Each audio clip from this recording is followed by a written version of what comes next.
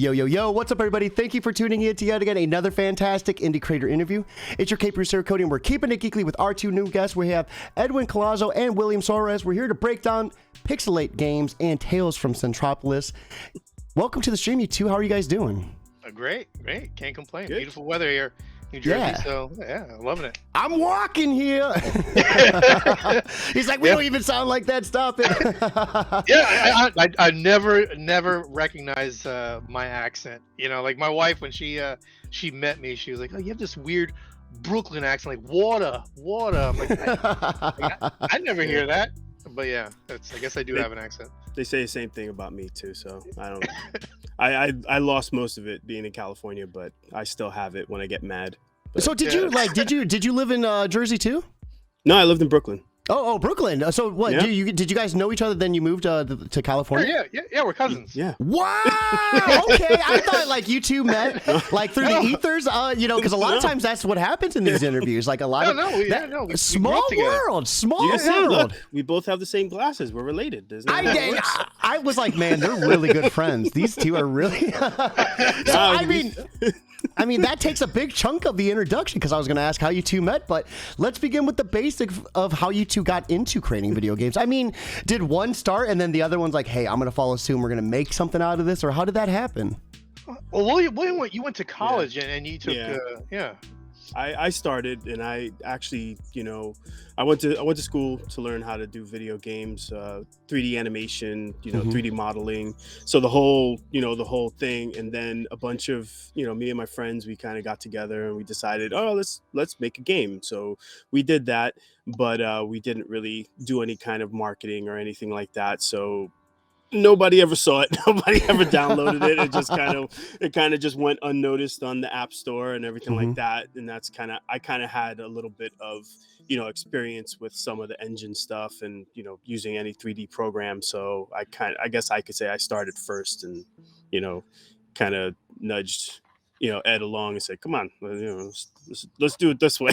let's try this instead, instead of, the graphic novel, which was originally what it was supposed to be, so. Yeah, so I knew zero, about game development or even pixel art. I mean, for a long time, I was mainly into the indie comic scene, like before the bubble burst. And one of the issues that I always had in the back of my mind is I've done a lot of penciling for indie publishers, but I never really told my own story, and I feel like I've never had a chance to actually do it. However, I mean, as a comic collector, you kind of understand how the industry is. It's not as easy to just publish a comic. Like you can easily go ahead and sell out of your trunk of your car or in conventions, but the reach is very limited. There's very few comic shops around anymore, so it's not like it used to be. So like, where was the reach? So I wanted to do it, but I figured it's going to be one of those things where I'll work hard on this project and maybe a handful of readers, it'll reach them. So then when I was explaining these frustrations with William, and he was like, this story sounds like it could be a video game.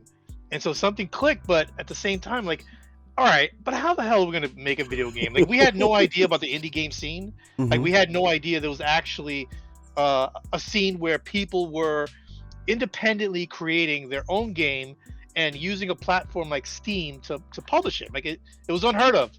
And when we started looking into this, we started realizing we can actually pull this off. But there's a bit of a problem. I don't know anything about pixel art. I don't know anything about animation when it comes to pixel art, and you sure as hell don't know how to write code. So that's a problem. So we're going to have to overcome this obstacle and in order to actually get the ball rolling with this game. So we took about a couple of years. I just kept on with pixel art because I had a little bit of an edge with comic illustration. So I kind of understood, character, design, but the restricted nature of pixel art was extremely challenging. Like when you're illustrating a comic, you have free reign. Like it's like sky's the limit where you can illustrate. Pixel art is like every pixel matters, and if you misplace a pixel, it kind of ruins the design and it doesn't make sense. So you have to be conscious of every single pixel you add into the design, and then combined with animation, it became a problem. So then, you know, I spent like about a couple years constantly like wiping the slate clean of all of our assets for Tales from Centropolis. I mean, freaking out William at the last minute, but I'm telling you, like, I don't feel comfortable with these. I think it feels like it's not my design. I feel like I'm using assets from an asset store, and I need to sort of create something that feels like it's more of a character. And so yeah, I just kept refining it, and then at the same time, William was basically up to his eyeballs in Udemy tutorial videos. Pretty much, yeah. Yeah. So I think what I love the most about that is when you're like spend all this time working on a comic book for, you know, just X amount of people to see it, and then you spend quadruple that amount of time working on a video game. Yeah, exactly. But the cool thing is that it feels like the one thing I felt like it is more of a change when it came to comic book is the immersion. Is like, not only because it's a cross audience between comic book collectors and gamers, and to not only be able to reach both sides, but to have someone feel like they're in the story rather than just, you know, reading the story. And yeah, I think it gravitated, you know, me towards that art of just, you know, creating a game rather than a comic book. I mean, believe me, by all means, after this game project is over, I'm gonna revisit making a graphic novel. But yeah, it's just something about it. It feels like you're along the journey with the main character, you know, of this game, and I think it's fun. I mean, honestly, I've had a blast putting this thing together. Like reading a comic, that's up to the reader's interpretation of what they take on your book, compared to a video game where you're fully immersed with like sounds, you know, playing it. Often with an RPG, you're creating that character in your likeness, like mentally, you know what I mean? Like you're like, oh, I want to be super powerful and stuff. So before we dive too much into the story, you know, Will, let's throw it back to you. How was that pivot from creating, you know, your first game to diving into this game? You know, was there a lot of like trials and tribulations with learning different mechanics and developing skills? Yeah, I mean, I've taken some courses in programming, and it never really clicked. I couldn't figure it out. It just kind of, so I always gravitated more towards the art side of things, you know, like the 3D modeling, like I was saying. So I was doing those type of things, and, you know, the just code just looked like, you know, the Matrix to me. Yeah. It's like, I have no idea what's happening, but, you know, all these words are in different colors. There's a lady in a red dress somewhere. Exactly. Something along those lines. But yeah, so it just kind of took a lot of practice and a lot of just doing and testing, because it would, you know, a lot of people, you know, if you just follow a tutorial and you just follow it, you know, beat per beat, yeah, you're gonna have a product at the end, but you won't know how to use it. You won't know how to adjust it. You won't know how to make it. So it's kind of like, okay, now what happens if I do this? Now what happens if I do this? And then little by little, just kind of a switch flipped in my brain, and I was like, oh, I understand what it is. I understand how I can make this. And, you know, because I'm self-taught, there's probably, you know, I can't say that my code is efficient, you know. It probably isn't, because I might be I gotta go from point A to point B, but I'm going, you know, A to C to D, and then I'm going, oh yeah, now I finally made it. But it still works at the end of the day, and I'm like, oh, I'm amazed that it's still like actually getting there. So, you know, that's just, you know, to me, it's actually fun. I think I always had a thing in my, you know, I just loved puzzles, and programming is just one puzzle after another, where it's like, why isn't this working? Why can't I figure it out? And then, you know, 3 days later, you're like, oh, I just did one little tiny thing, and that was it. And you know, you're upset. You want to break a keyboard or two, but, you know, after that, you're like, that's never happening again. I was gonna say, I would have probably had my fist through a monitor at that point. So this is an awesome game. I mean, for everyone that is watching on the Keeping It Geekly side of things, we have the 3-minute clip of just like all these gorgeous, you know, snippets of gameplay. I love the illumination and just how like bustling the city is. I mean, it's just filled. But let's get down to the brass tacks. So this is a retro top-down RPG inspired by EC Comics, film noir, and early Final Fantasy or Tales games. So what made you guys want to take this and go into the RPG genre out of like all the different ones that you could have entered into? Like, what about RPG drew you into it? Want to take this my one away? fault. Yeah. I blame him. That was my fault. I'm just a huge fan of RPGs. I Mhm. like the immersion when you have the story. I mean, the game, as you know, what the story that we're trying to tell could also be told as like a point and click game. You know, most of the time when you do see like a detective story or something like that, you always have it in a point and click fashion. And you know, to me, I do like point and click games, but there's also a certain point where they kind of also just sometimes it's like, oh, this puzzle is just annoying or it's whatever, and you know, you kind of get disengaged and it's very easy to sidetrack. But you know, with RPG, it's really, you know, it's really difficult for me to like just say I don't want to play this anymore. It has to really be like, you know, utter garbage that I'm like, Mhm. God, this is like, I feel like I'm just in pain grinding through this for me to stop. And you know, I just feel that the RPG has like, it just has that kind of immersion, you know, that you, once you get into it and once you start feeling for the characters and feeling for the world, it's really hard to kind of put it down without trying to like have that, you know, little itch, just like, I want to know what Mhm. happens next. I want to see how this gets resolved. And I don't know, it's just, you know, I just play a lot of RPGs, so I think I'm probably a little bit more partial to to those kind of games. Yeah. So yeah, that's just, you know, my Yeah. thing, I guess. Yeah, those multiple occasions where I told Williams, like, I think we picked the wrong genre. Like, honestly, like for our first game, like we really did it to ourselves, you know, because like anybody else would have done a platformer Mhm. or, you know, something where like their first game and then later on graduate to RPG, but it was like baptized by fire. We just Yeah. went So, directly to the worst Well, one. I do have something to say to that though. Okay, so Mhm. that was my thought when we made our, when me and my friends, like I was saying earlier, we made our first game, right? And we said, let's do something simple. Let's make something simple. And it was just like a quick little kind of like, you know, shooter kind of thing that you know, you just click on your screen and it does something. But you know what? The game was good. It wasn't bad, but after, you know, I was doing a lot of testing on that game, and after Mhm. testing it and looking at it, I swear I did not want to play it anymore. It was just kind of like you lose the passion for it, and at a certain point, it was just like, and I still carried over a little bit of regret that I'm like, we want, like when we first started, we wanted to make a game with a story. We wanted to Mhm. make a game that told a story, and we decided to do this first just to kind of like, you know, do it. And I'm like, you know what? I'm not doing that shit again. I want to make the game I want to make.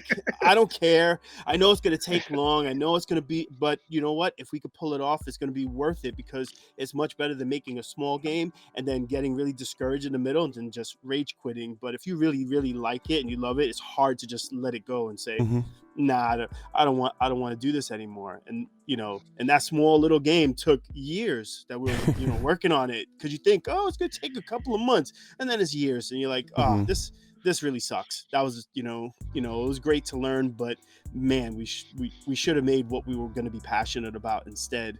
So I have no apologies about that. I'm sorry. You know? I mean, that's the best route to go, though, because like at the end of the day, you're happy with your product, right? You're Yeah. you're about it. There's Absolutely. no regrets. Yeah, Now, no, diving absolutely. back into the world of Tales from Centropolis, we're set in the 1920s. A private detective takes on a case that involves a murder, industrial espionage, and a quest for a missing girl. I mean, there's a lot of interesting, you know, topics going on here.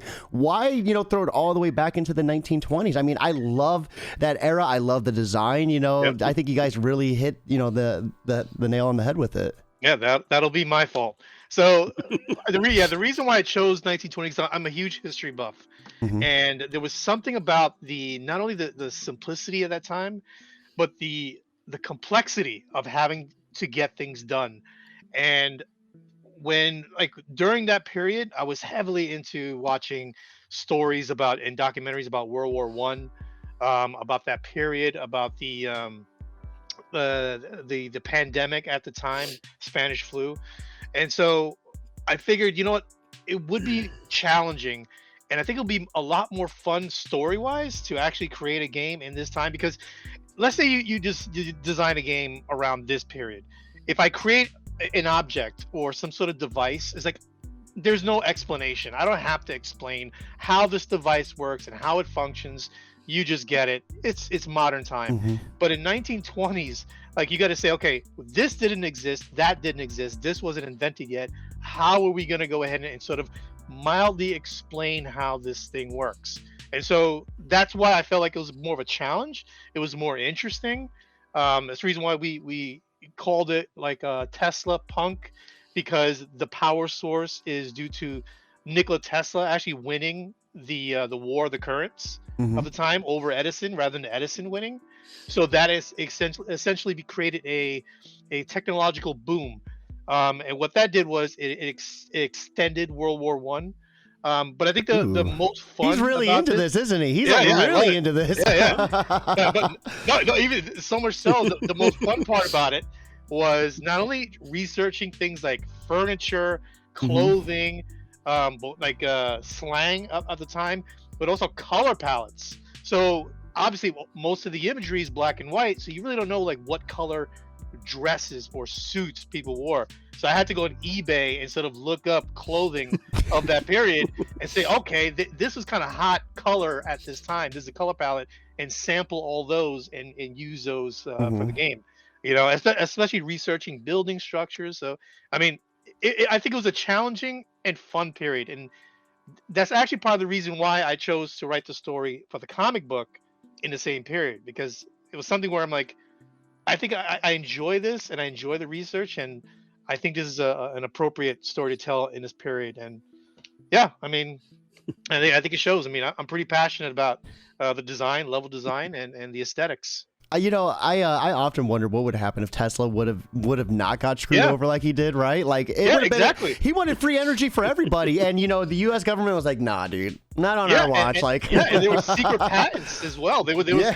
There was conversations where Tesla mentioned that he had the resolution for the end of the war and all wars. But he had Wasn't it a death machine? yeah, a Yeah, super dude. laser. Yeah, and Yes. he also boasted that he had a patent for a robot. There's so many things that he explained that he had, and it's one of those things where is he known for lying? Like, not really. So like, it's a good possibility that he might have come up with a design for this stuff. So Sorry, William. We're gonna have to. This is we're officially a No, no, Tesla no, don't worry geek about it. Don't worry podcast. about it. yeah, yeah, What- yeah, exactly. I mean, I already know how it is. Once he starts going, I'm like, all right. yeah, He steps to the side. yeah, yeah. I mean, he was an incredible figure. I mean, so much so that he didn't think he was worthy enough to have children, to procreate. I'm like, this guy's like a genius, but he's so par, he could considers himself, But yeah, it was an interesting character and in history, and the war itself was completely interesting. Mhm. And that I can go on and on, but I'm not going to go on and on about World War One. But yeah, I wanted. That's the reason why I wanted to extend the story. And if you notice, there are certain scenes within there where the war is currently going on, but things sort of change within Tales from Centropolis, within that world. And so, of course, like everyone knows that during the end of World War One, resources were running thin, and so in our story, resources were running really thin. And so corporation came in and said, we'll essentially fund the war, and that ended up becoming more of a industrial, I would say, more of a hostile takeover, where they actually now they're branded as a corporation at war. So the soldiers wearing their own flags now are wearing the symbol of Innova Corporation. I love that so much because there's Yeah. what was it? There's like famous brands that like if you look at their beginning, like they were involved with like there's like a washer machine Yeah. company that used to like Yeah. make military parts like when they first started. So I love how BMW. I love how you guys intertwine all this stuff. It's so immersive once you really start digging away at the layering. William, what are some of the mechanics and features that you put in to this game that were some of the favorite elements you loved in RPGs?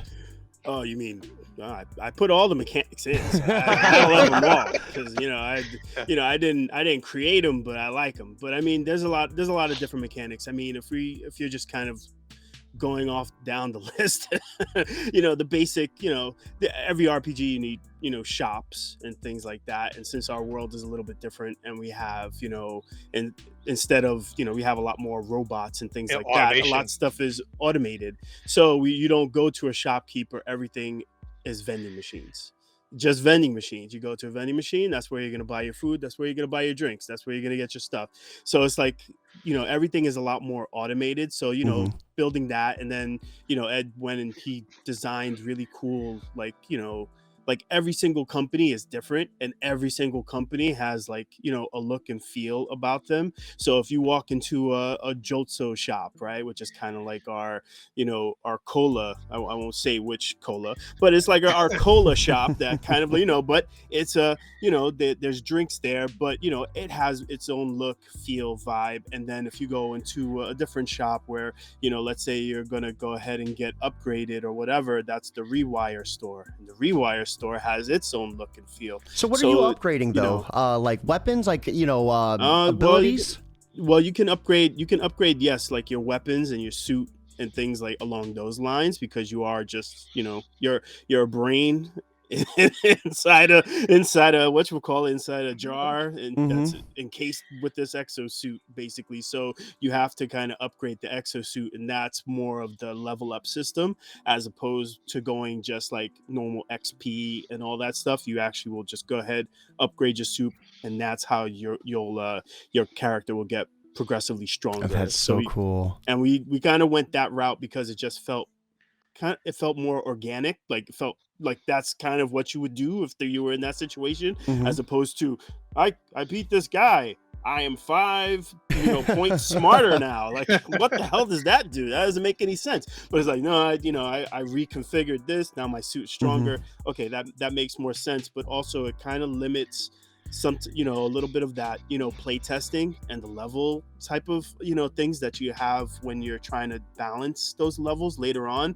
It'll kind of eliminate some of that, because, with just two people trying to just, figure out those numbers and then redoing it over and over, it would become daunting. So we kind of, had to, kind of take a little bit away in order to make it doable for us. So, So Ed, brain in a jar. Well, what's up with Yeah. that? Is that like a nod to Futurama at all? Like when they used to No, do the heads in a jar?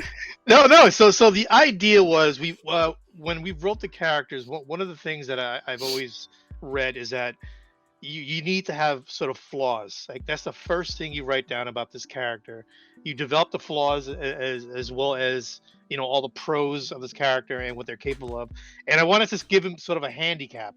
And so the idea was, he's essentially just a brain in sort of a quad pod, machine walking around, that was discovered by Marshall, which is your sidekick.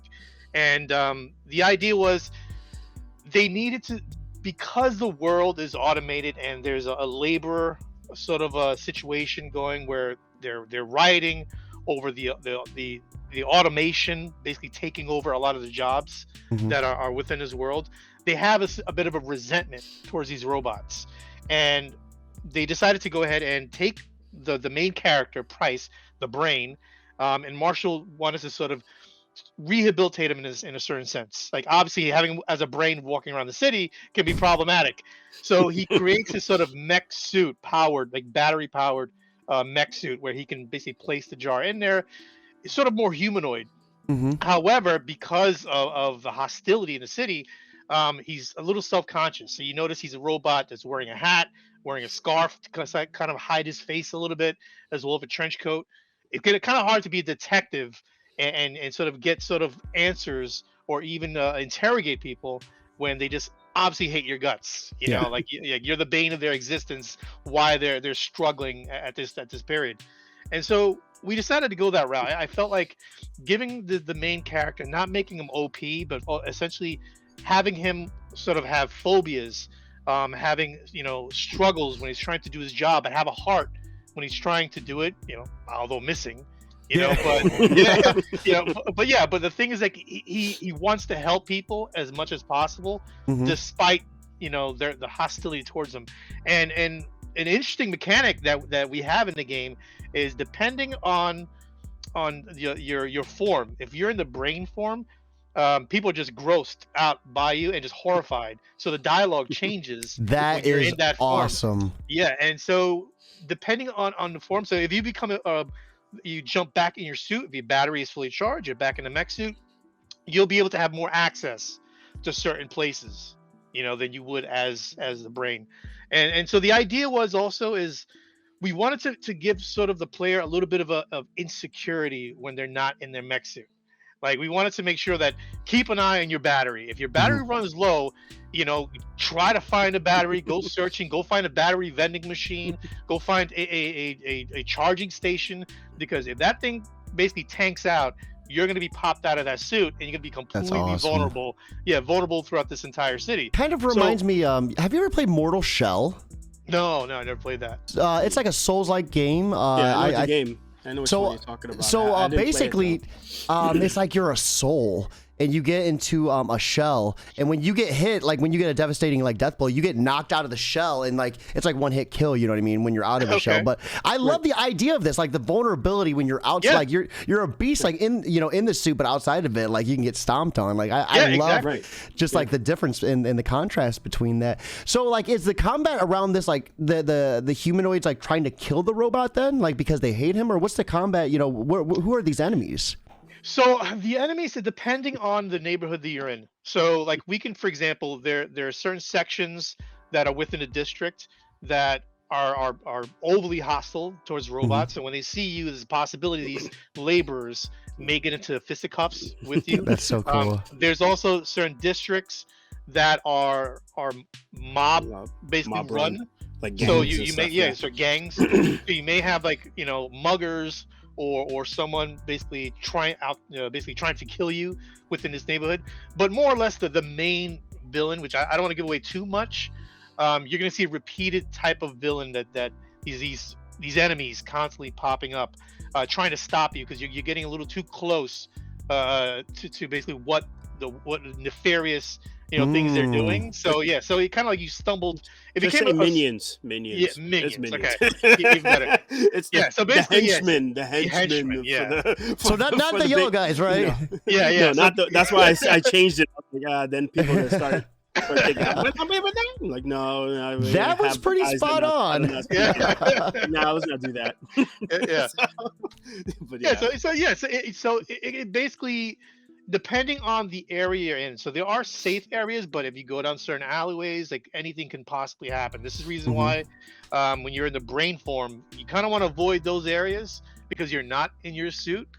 So we want sort of players to be like a little bit of a panic mode. However, we also introduce a mechanic where you can eject out of the suit if you wanted to get into areas that you don't have access to, like vents, to be able to get to secret and hidden areas. That's cool. Yeah, so we wanted to make sure that, of course, like a private eye, if he has to get into a building and find clues, how is he going to get in there?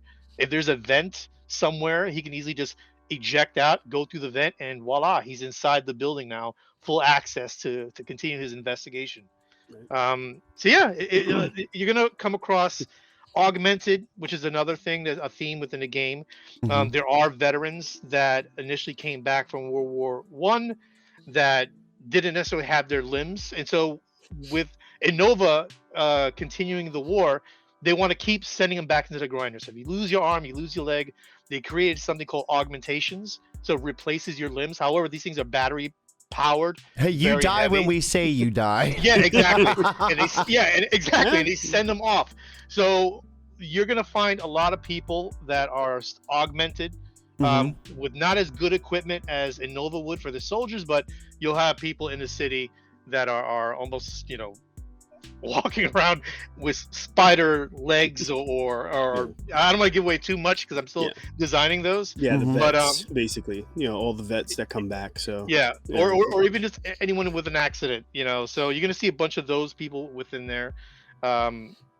We have a host of different enemies. Like I think right now would be a perfect segue. Let's go ahead, pull up the Kickstarter, and see what they all look like right on the campaign. So give me a few seconds. Telling you two backstage, I love just how animated this Kickstarter is. I've covered hundreds of Kickstarters. I mean, that's what I do, and like you could tell you guys are game developers because how animated all of this is. It's so like refreshing because like a lot of Kickstarter ones, after the initial video, there's not much movement, and it's, I don't know, it's almost like a whole different like thing, seeing just so much going on. Yeah, I couldn't help myself. So yeah, so That's the designer. It's The awesome, designer though. just was like, no, I think everything it kind of, you have to, if you want to put out your project and you want to make it get noticed, then you gotta pull out all the stops as much as you can. But Absolutely. it's just, it looks, everything looks fantastic, and it's yeah, just, but it's essentially like a playground. Like for me, like yeah. how can I not animate certain things? Like that's Yeah, the thing. yeah. So when I'm putting it, when I'm designing, I'm like, it'd be cool if sparks come out of this thing, and I just put it Yeah. together, and why not? Just throw it in. And then Yeah. Will's like, "Why do you make That's me program this? Stop!" No, that's mostly, yeah. I mean, typically it's kind of what ends up happening is we have kind of a give and take. It's Hmm. almost like if you have an idea or I have an idea, then we're gonna try it. That's it. We don't care. Yeah, We know it may not work, but we're gonna try it. And we try it. We get it all the way up to the point where it actually works, and then we trash it. Okay. yeah, And then we say that didn't work. Yeah, all right. I guess So, we got, but we still do it. That's even like showing like yeah. I'll just let it go because I kind of, it's just, there's a lot of things, like if you even look at I've said this before, but like the UI for the actual like menu itself, very nice, very clean. That's the third menu that we went through because the first two didn't work because it Mhm. just didn't look right. They were going to be confusing. But it's kind of like, here, this is it's just a process of like, this is the idea, let's try it out. We tried it, and then it's like, all right, it's not working, so let's get rid of it. So that's kind of like I was saying, that's kind of the way it is with everything. So when it comes down to a mechanic, when it comes down to just how something is going to act or interact with something else, it's like, all right, let's see if it works. Oh, Mhm. you know what, that actually worked pretty well, or it doesn't. And then we just kind of move from there and just take whatever lessons we've learned and try to make better choices in the future, hopefully. So Because you we never know. are Never know. looking. We are looking at Tales from Centropolis. Everyone, once again, right there is that link. Currently at $13,701 of a $3,500 goal, or excuse me, $35,000 goal with 165 backers and 25 days left to go. 5 days in, you guys are nearing that halfway mark. You're inching closer and closer with Forward Fund as well. Congratulations. How are you guys feeling? This is your first Kickstarter, right? first Kickstarter. Yeah, like Yeah. honestly, we were just winging it with this Kickstarter. So we don't have any outside support. So we don't have Mm-hmm. any publishers helping us to put this together. We have no agency support, and so it's just us, going on social media, trying to build awareness, trying to show people the game, and we're incredibly surprised that we got it this high, to be honest with you, and we're extremely proud. So whichever direction this Kickstarter goes, we can honestly sit back and say, you know what, like we did a pretty good job for just two guys that knew nothing of Kickstarter and how to market this thing, and we gave it our all. So it's something to be proud of. I love just the colors in this. The color palettes are gorgeous. I know you said you did a lot of research, but just Yeah. watching this and seeing all the illumination and the way you incorporated like the 1920s with like that neon look, it's chef kiss. Like it's beautiful. Another fun thing too is most or all recordings from 1920s is public domain. And so William built a radio mechanic where we can actually have radios Oh, that's within the cool. environment, and we have a video clip of that where you can just, if you walk into a room, you'll hear like old 1920s recordings playing, and you can turn the radio on and off. That's so cool. Yeah. I love things like that. Just like the small attention to details. Just it makes so much difference in a game. Well, I Yeah. think, well, No. I was gonna say just that, a lot of the main focus, especially if you look at a lot of stuff, is just that we wanted to make the world feel like it's actually lived in. Yeah. It's a place where people exist, and so it doesn't have the same old usual, pixel art style where everything looks really, really clean and everything looks really, really far apart. Like, it's just like, wow, this street is gigantic. Even though the streets probably were pretty big back then, it was Edwin's decision to kind of make everything feel a little bit more claustrophobic, a lot more cramped. So it just gives that, and also a lot more dirty. So it kind of gives it a little bit more of a realistic feel, because we don't, Mhm. you don't really think of it like, oh yeah, I got this, street and everything is perfect in this thing. So, and then, going into also changing how all the, I don't know, there's just a lot of work going into just making sure that every single scene, no matter what, like if you look at it and you turn around, you can kind of see like every single shot looks like something you could just say, this is a screenshot, and it still Mhm. looks good. And that was kind of also another thing that we were looking for. Oh, look at that. Oh, I just wanted to bring that up, because if you look at the change forms, I think in that clip, you can see that when he goes up to him, he says one thing, and then after you transform, he actually says something different. If you can, I don't know if you can zoom into that, but that's Oh no, I can't. I that's kind can't of zoom in. the too bad. But that's Hey, kind of but the everyone mechanic. watching, click on the link, and Yeah, you can Exactly. zoom in on Go yourself. ahead and look in, and you can see it. So And like while when you're he there, first you can looks at back him, he as says well. something. Now, a cool thing is we were talking backstage. Will, you said you're the big RPG fan, but Ed is a little bit of the beat 'em up, and you guys yeah. looks like you have a perfect combination of both within the combat system. Yeah, I wasn't even like one of the things like I wasn't even aware of was which Willem introduced me to were the Tales games, and when I saw that I was like, wait a minute, are you mean to tell me this is an RPG that has real time battles? It doesn't have turn based. And once he showed me that, I'm like, there's potential here. Like I can create something. Like this is sort of the genre that I grew up and that I love, and I feel like it's when it came down to turn based, nothing against turn based, but I felt like within this game, it'll slow the pace. Hmm. So if there's a situation where you're on a chase or someone, or you're about to get into a boss battle, and if it gets into a turn base, I feel like it brings the tone down a bit and it slows things down rather than you being part of the action and you getting in there and actually fighting. So it was a given that we were going to go that direction Hmm. to sort of tell the story and keep that pace, moving along within the game. So, and I think it works out. Yeah, this is gorgeous. I love like the little energy blast Kamehameha. It looks like does that like take away from his battery life at all? Like does Yeah, any of these? it So does like actually. how does the player balance that when they're fiting? So it comes down to preparation. Yeah, we don't Yeah, know actually. yeah, yeah, yeah, yeah. So Because honestly, that's part of the balancing that Hmm. you have to do when it comes down to the yeah, battles and making sure and all that stuff. But that's kind of one of those things where if you played a final fight, if you played any beat 'em up, whenever you do your super move, there's a penalty for it. Yeah, You don't yeah. just do it, and even when you play any RPG, you do have usually you have a separate meter that's your magic, and then okay, when you deplete your magic, then okay, of course you can't really do So, anything anymore. but So it's the same kind of concept. when you deplete your magic in other games, like you're not left in a different light. Like, do you switch to the brain form when you run out of energy mid fight, or is that after the fight? So No, you're gonna that's a big switch. yeah, that's a big No, thing. you switch. Are You will you switch. still able to fight? Like, what's that look like? Do you take more damage? Well, the thing is that right now you don't really see it because this is just a short clip, and you're not.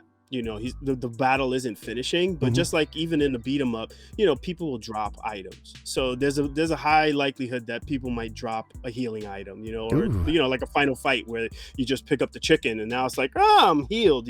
So it's Hmm. that kind of a thing. But typically it's like, yeah, you wanna kind of watch out. We're gonna give you plenty of chances to have as many batteries as you possibly can. That's They're gonna be cool. in the environment. They're gonna be things that you can buy them in the shops, and or the vending machines, because there is no shops. And maybe even like after you defeat an enemy that is mechanized, they might drop some. So that's kind of like the random roll. But I mean, yeah, you want to be prepared. yeah, It's not going to be something where it's just like, I can just do whatever and wing it. No, I because love these boosts too. The save boost, the charging stations. Like, you guys have it all in this world. It's such a cool feeling. I love like how retro this feels right here too, with the floor and all the machines and everything. This is awesome. You really nailed this look. thank you, appreciate it. Yeah, and to expand a little bit on the battle, which William and I had plenty of conversations about it because we were nervous about it. Like are people going to feel like this is a little too hard or a little too complicated? But at the end of the day, like we both agreed that like we don't want to essentially insult the player. Like the player knows that they should be prepared for a battle. So by just holding their hand and just giving them, free reign of power and battery life, I think that it makes for a less challenging game. And I think that's Mm-hmm. the enjoyment of the game is the challenge. Like if you're if you're playing Tales from Centropolis and you're in the city and you know there's a hostile environment that you're about to walk into, you would probably say, "Let me make sure I have enough batteries first, or let me go find a vending machine." So we want to make sure that the player has a good chance, to defeat the enemies Mm-hmm. without a doubt. If they happen to be in a situation they don't have batteries, like William mentioned, by beating the enemies, they will drop, jolts or colas, and it'll instantly charge your battery. Um, but yeah, we wanted to give him at least a little bit of a challenge, rather than just, let him just, button smash and just beat the entire game. So There is also one more thing. There's no random encounters. You will see Okay. the enemies Yeah. on the screen. So it's not like, oh, I didn't know that a battle was coming up, and it just, all of a sudden you get into 20 battles within 3 steps. No. You're gonna see the enemy, and you're gonna have a chance. You'll walk up, and you'll have a chance to say, "Oh, there's an enemy. I'm not ready for this. Let me back out." So you can see them there. You'll know that they're there, so you have a chance to get away. Does if do need do be. do they come back after beating them? Like, are you able to, like, how certain areas you can like come back and like they'll like reappear and you can just like sit there and grind? Is that how it's gonna work here, or like one and done? No, I think it's gonna be more or less like when you beat them, they're gone. Mhm. But once they may come back. This is still undecided on. This is probably one of those things that the balancing. But it's still they may come back, but it's only probably after you leave the area entirely. Yeah. Like, you can't just grind and go, I left the screen, I come back into the screen, the guy is there, let me fight him again, leave and come back, because then then the people aren't really playing the game anymore. They're just literally staying in one spot so that they can grind for resources. It's 100% what I do every time. I know, I do that too. That's what I'm saying. I've been rocking like Xenoblade Chronicles 3, and like I seriously got stuck on this one fight and I grinded. It was like 10 or 20 levels, and then I went back and just annihilated them. I'm like, let's see you do it again. So we've arrived at the tiers. Let's go ahead and start breaking some of these down. So at 25 or more, you can get the Laborer, which gets you a digital copy, a desktop wallpaper, and the name and the credits. At 40, we have Ironworker. This gets you a digital copy, desktop, name and the credits, and digital soundtrack as well. Inspector, which is going to get you all the tiers listed, 3 times the desktop wallpaper, beta access to the key, and then exclusive Kickstarter backer Discord roll. Excuse me. When's this beta supposed to drop? Do you guys have any sort of roadmap for that? Oh, I'll take this one up. Yeah, right now we've been anticipating finishing up the demo. So the idea, running up to the Kickstarter, we wanted to have the demo already officially ready in order to sort of distribute this to influencers or anyone who was willing to play it and sort of showcase it. However, we felt it wasn't 100% ready. There was a lot of aesthetics that I needed to add to the city. Like, for example, if you look at the city, there's no augmented people walking around because they're currently being designed. There's no floating advertisements. Like, one of the things I wanted to introduce was essentially balloons floating by, almost like Blade Runner-ish, with the advertisements floating, basically playing on the screen. So there's a lot of things I wanted to sort of use in there. Plus, we decided to sort of tweak not just the battle mechanics, because we felt that, like, what you saw above, maybe it's too claustrophobic, so we may expand it even further than what we have, as well as really refine. Like, we have such a cool idea and design for the investigation mechanics that it's detrimental to the game, and so none of that was ready quite yet. And so we pulled the demos. All right, we're not going to go through with the demo with the Kickstarter. I'd rather have a demo that I can stand behind than have something which I think that's a smart move, though. Yeah. So we essentially, once the Kickstarter storm finally passes, we're even more motivated to jump back and finish this demo. But we're super excited Like I tell William this probably every day. Like I can't wait for this Kickstarter to be over. I have so many things that I want to design and I want to get to, and I feel like I can't dedicate all my time to it. But I'm like more motivated than ever. Mhm. You know, just by the outpour of support for this game. So yeah. So we have the equipment operator at 100 or more. This is going to get you everything listed with a digital concept art book. We have the engineer at 150, which will get you game tester credit, exclusive tester Discord role, and then an enamel pin, which this thing's adorable. So who's this little guy? Is this the brain? That is actually the logo for Pixelate Games. That's Okay. a character that my daughter designed. Aw. And yeah, and I was like, you know what? That'd be pretty cool to have that little character that she used to make How all old? the time. My daughter's 9 now, but when she was much younger, when she was much younger, she used to take Play-Doh and make a series of these characters. That's so cool. You know, and paint them and have them on her dresser. And I was That's like, so I can cool. make a good design. So yeah. So that's I have our, a 10-year-old turning 11, and then 6 and 4. So I feel that, dude. I'm surprised you have enough time to work on a game. I have 4 kids. So, Wow. I have two grown men that are kids. Like, well, they no longer kids, but I have a 19-year-old, a 20-year-old, Mhm. and then I have a 9-year-old, and I have a 6-year-old.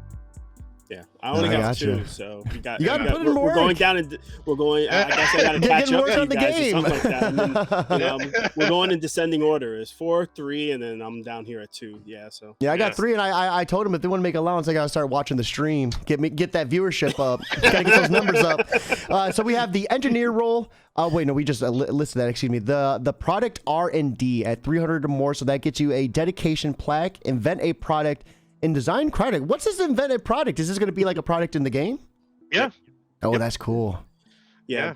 Most of the higher tier rewards are actually things that will like help shape the world. Okay. So when you invent a product, you will see the product inside a vending machine, or you'll so cool. you'll see it in places. So that's not just like, oh, I designed something, but nobody ever sees it. So if you create an NPC, you know that you're gonna see that NPC walking around. If you Mhm. create an enemy, you're gonna that's gonna be someone you're gonna fight. And then as you go down the list, you'll see that you're kind of going down the list anyway. But some of them are even like Yeah. the whole district, like, so you get to name like parts, like whole parts of town, That's or you really have your cool. own, or you have your own company where you have your own vending machines inside the environment, your own billboards up there. Mhm. So there's a lot of different things that will kind of it's kind of just a way for the player to actually feel like they're Yeah. they're actually a part of it. The founder's really cool. Start a company. Like, so what's like? Is that just going to be a building, or do they? Yeah. Well, what all goes into that? Well, like I was just saying, so when you start a company, you will pretty much, you're going to have your product, you're going to have your vending machines, you're going to have your own logo for whatever it is. So That's if you want to cool. name it after your dog, that's your So thing. do you get And to then- use that like in the game, or is it just going to kind of be like an aesthetic in the game? I think it'll actually be more of an aesthetic in the game, Okay. because it would be a little bit difficult. I mean, but if only like 2 people get it, then maybe it might be something usable, because The not president that tier many. looks the president tier looks awesome too. I So know. design quest NPC with a name and a portrait. What goes into this tier? Oh boy! So the portrait, if you kind of scroll up a little bit, you can see like the character. Is it up or down? I'm not sure, but it's the character portraits that are that you could actually. Oh, are you still there? I think it's chugging a little bit, but the character portraits are the pixel art portraits that Ed designs. What, these And, ones? What happened? Can you Are hear these me? ones? I I can't can hear see you. it. I Okay, for some reason everything froze on my end. I'm not sure what's going on, but anyway, yeah. So if you're looking at it, then you see it. Yeah. So the really pixel art cool character close-ups that actually are shown when you're doing like the comic action, the comic strip dialogue, which is Mhm. something that that is pretty unique about our game. But you get to kind of have an NPC that's going to have your own portrait in the game. So once again, it's something that you can kind of determine if you want to give that honor to someone else and say, I want to dedicate, my portrait to my wife or to, my kids or whatever. Then, their portrait could be in there. So they get an animated one of these, you said, for the portraits? Yeah, Cool. so within the game, if you notice, like we went rather than just your typical RPG dialogue system, we went with something that resembles the period 1920s. So we went with a comic strip. So there's a comic strip, like as you're having the conversations, you'll see the comic strip pan out to different panels. We also included like dynamic word bubbles within there. So if you get this tier, you'll actually have an NPC that actually has not just a portrait, not just a simple portrait, but you'll be in the comic strip as you're going back That's and forth, awesome. communicating with Price. Yeah, if you scroll up, you could actually see what it looks like just a little bit right there. No, there you there you go. go. See? Yeah, Right no, there. that's cool. That's actually what it would look like. So you could have your portrait, actually be there and whatever, and be part of the game. So, and then last but not least, we have the big cheese. So this is a heavy hitter. You get a special building dedicated to you, statue in the Hall of Innovators. That's cool. I always love that too. Like the little extra in there where you could just be like, this is me. Yeah. Yeah. pretty much, yeah. So you get a lot of the other perks with that one as well. So you'll have the ability to be a quest NPC. You could either own a district or you could have your own company. So there's a lot of different things that come with being the big cheese, because you are the big cheese. So you get that's everything. so cool. That is so awesome. And this Kickstarter just looks gorgeous. I love how animated it is. This is awesome. And yeah, when we originally, when it was just Edwin in here, I thought it was just going to be me and him. I copied these little chibis and I had them like on our little screen. But with everybody, I was like, I can't fit it on. But so after taking a look at that in its entirety, what would you guys like to say to anyone who might be on the fence about backing, if you just had a few moments to kind of address them? You want to take this one? Let's say, the only thing I can say is, we're essentially passionate about the project, and to be honest with you, the Kickstarter is not like the game, and the project isn't dependent on the Kickstarter. The Kickstarter will basically allow us to expedite the release date, because with or without Kickstarter, the game is going to be completed. It's something where we put so much of our heart and soul into this project that quitting is never going to happen. So we're at that stage where we're so excited and we can't wait to simply have this game out there. Because you think about it, we look at this game as something more or less comparable to like writing a novel, right? So you write a novel, like, sure, you're not going to get a lot of readers. You'll publish a novel, but you publish a novel, it's like it's a feat in itself. It's an accomplishment, and for us, it's simply the accomplishment of having a game that's actually out there, that's going to live on the internet, for the rest, long after we're gone. So our kids will be able to pull this up and say, our dads actually put this game together. That's so cool. So again, like, whether people decide, like, whether they decide they want to back or not, that's just simply up to them. But at the end of the day, it's essentially just for us to be able to hire other designers to come in. So I'm not the only designer in this project. Allow William to be able to expand his development. But again, it's not dependent on the Kickstarter. Let's just say that. So yeah. I'll actually interject here. Well, even though it isn't dependent on it, I still think that it would be sad if we didn't, hit at least that, the minimum goal, only because it just means that there's a lot of stuff, because there's only two of us. And if we still want to make this game and we want to make it, while we're still young, it just means that stuff will probably have to go, and things that we originally had planned may get cut. So, and that in itself would be kind of, because there's so many cool ideas that we have that aren't even shown yet. There's so many things that we want to put in there that are going to be like, holy crap, that's freaking awesome, because you can see how much it is just with two guys working on it, and we put a whole bunch of cool stuff in there. And this is like literally what you're looking at is kind of the starting city. This is not even getting into like the big meat and potatoes of it, and it'll be a shame to have to cut any part of it. if we can't, if we could. So I would say if you want to see this game in its entirety, then I would definitely, donate, try, I don't care, $25. Hey, enough people put $25, we could get there. But that's why, it would just be sad to have to take away stuff that we think would you really make the game, even cooler than what it already is. And that's my take on it. Will's like, we're gonna make the game, but come on, Ed, like, come on. No, it's true, because like we said, it's just, if there's only two of us, we only have so much time in a day. We both have families, we both have jobs, so we both have things that we're juggling while we're making this. So even just putting this much together has been a feat within itself, because it looks, the way it looks, the way that it plays, everything is, pretty damn good for, two people that had to learn from like square one. Yeah.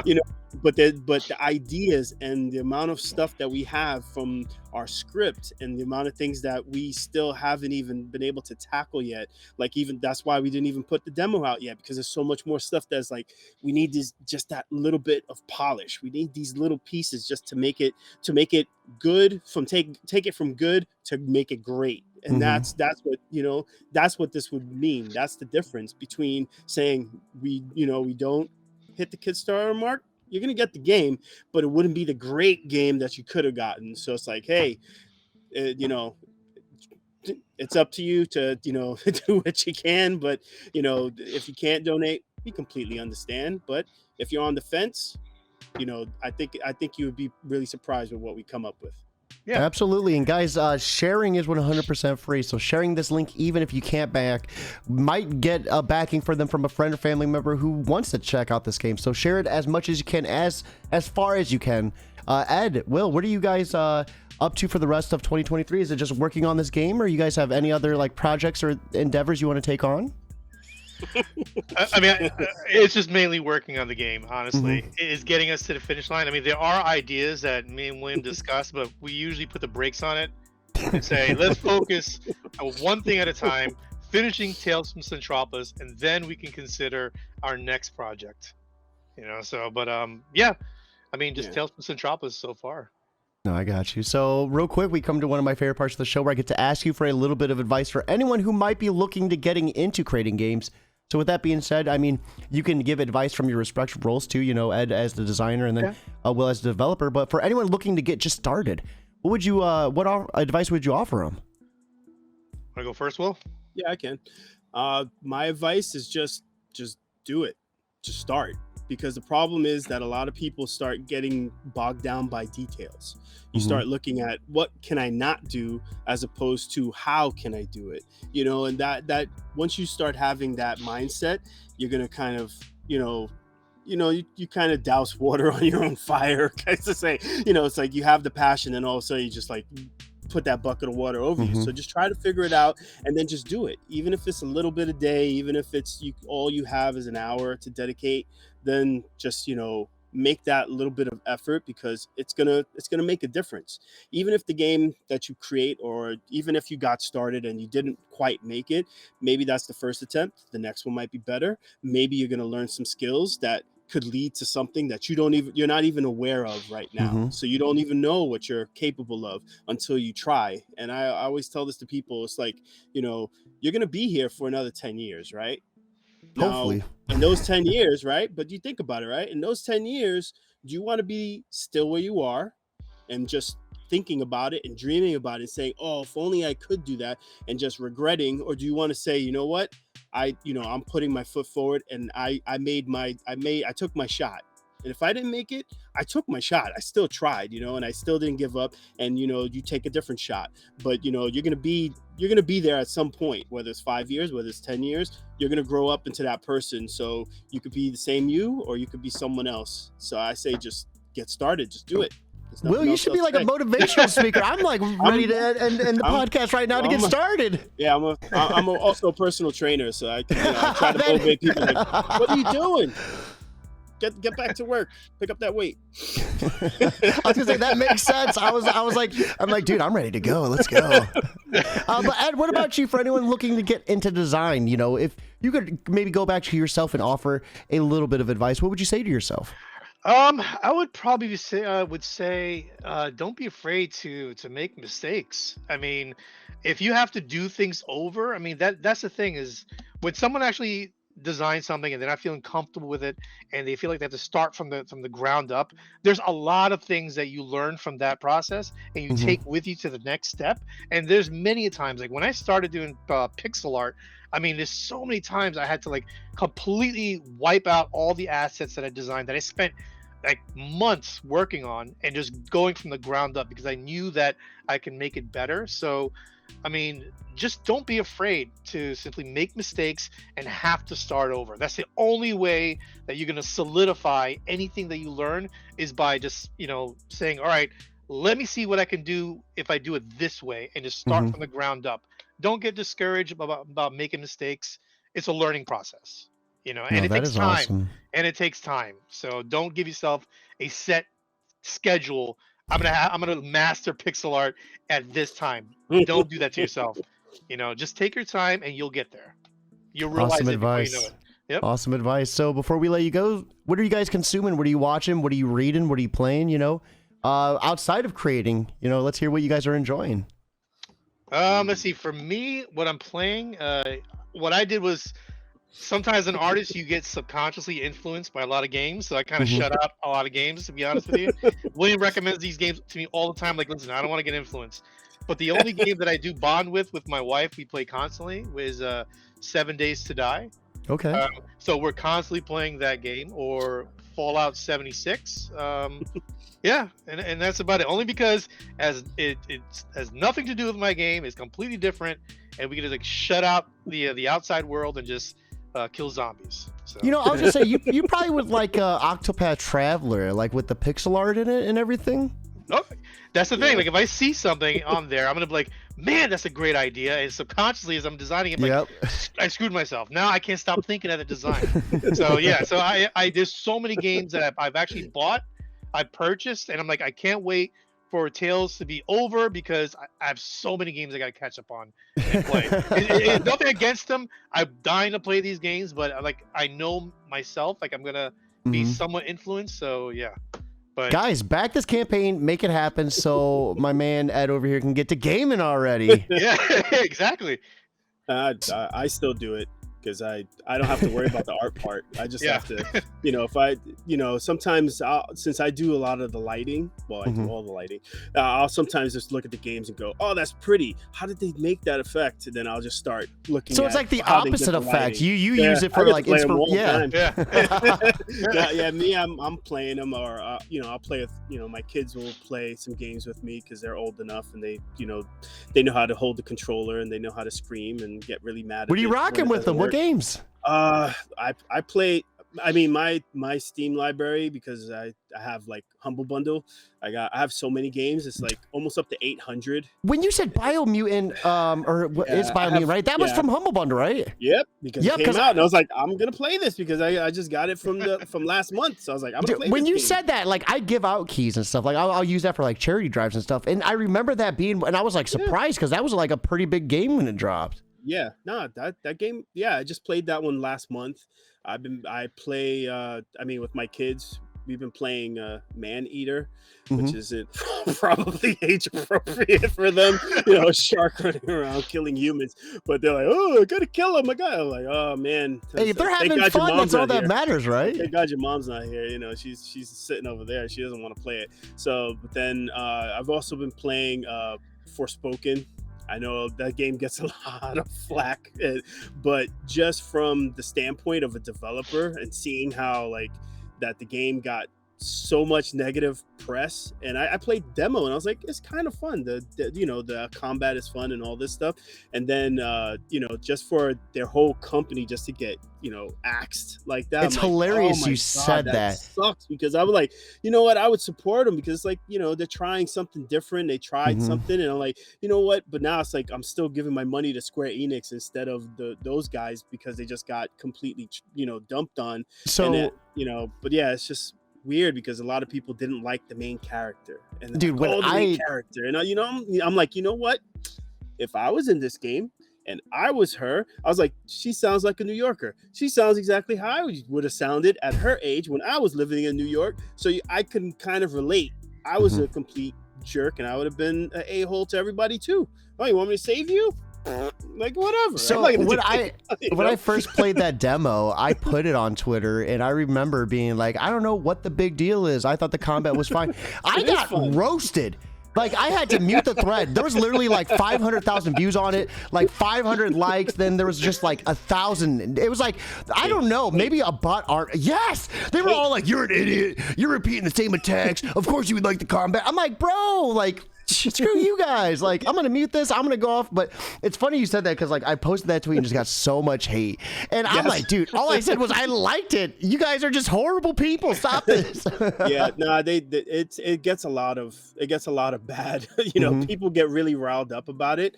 And I didn't really have, like, you know, it does get a little bit repetitive, and the story, all right, it's probably not the greatest story, but it's not the story that's the worst that I've ever played, to the point where I'm like, I hate this character, I hate it, and I'm like, I don't know, it's just I don't see it. It's like, to me, it's just like, you know what, you know, I know people probably you're gonna get a lot of hate, and I'm directing it towards you. Yours. But nah, because I'm not even on social media, they won't find me. No, they probably will find me. But I'm just saying, it's just like, it just seems like I can't explain it. It's just, there's a lot of hate towards that main character, and I feel like if I could relate to her, then, you know, people would probably hate me too.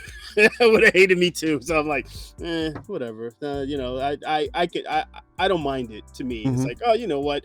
You know, I think it was kind of cheesy and kind of stupid that she said that, but it was funny. I think I would have said that. So I just kind of, I'm willing to accept it. I'm willing to accept it for the little flaws that I see.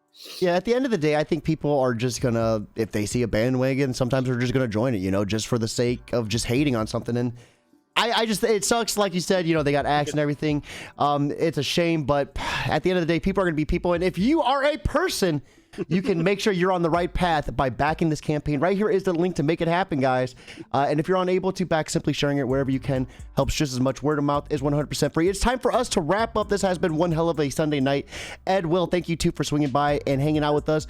I hope everyone watching has an awesome night, but most importantly, guys, keep it geekly.